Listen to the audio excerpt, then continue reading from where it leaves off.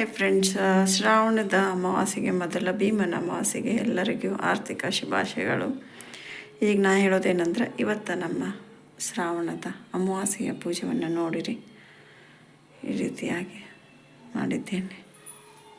ಅಮ್ಮನವರ ಪೂಜೆ, ನಮ್ಮ ರೇಣುಕಾ ಎಲ್ಲಮ್ಮವರ ಪೂಜೆ, ಮಹಾಲಕ್ಷ್ಮಿಯ ಪೂಜೆ ಮತ್ತು ರೀ ಫ್ರೆಂಡ್ಸ್, ಇವತ್ತು ಬೆಳಗ್ಗಿಂದ ಈಗ 12 ಗಂಟೆ ಆಯ್ತು ರೀ. ಇಷ್ಟು ಮಾಡ್ಕೋಬೇಕಾದ್ರೆ ಈಗ ಮುಂದೆ ಏನು ಮಾಡ್ತೀನಿ ಅಂತ ತೋರಿಸ್ತೀನಿ ರೀ. ಅಲ್ಲೇ ತೊಗೊಂಡಾಗ ಕುಂತೀನಿ ರೀ ಕೈಯಾಗ. ನಾನು ತಿಂತೀನಿ ರೀ. ತಿಂದು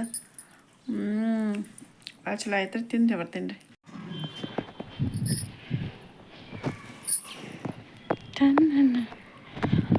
ಬಾಲ್ से खेलेगी, ಆಟ ಆಡು.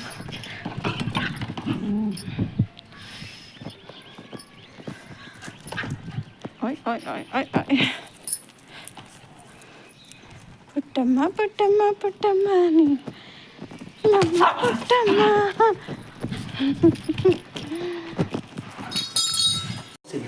ಅಲ್ರಿ, ಡಿ ಮಾರ್ಟ್ಗೆ ಹೋಗಿ ಏನೇನು ತೊಗೊಂಬಂದ್ರಿ ಒಂದು ಸ್ವಲ್ಪ ಹೇಳ್ತೀರೇನ? ಏನು ಬರೀ ರೊಕ್ಕ ಖರ್ಚು ಮಾಡ್ಬೇಡ ಬರ್ತೀರಲ್ಲ. 2 mushroom packet, 2 paneer packet, 1 kg ಮಟ್ರು, ಒಂದು ಬ್ರೌನ್ ಬ್ರೆಡ್.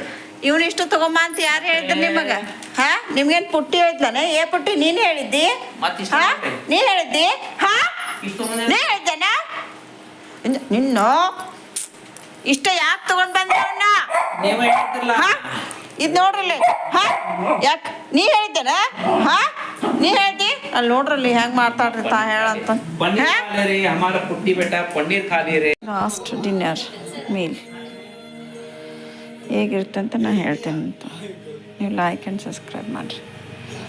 ಇವತ್ತಿನ ದಿನ ಇಲ್ಲಿಗೆ ಮುಕ್ತಾಯ.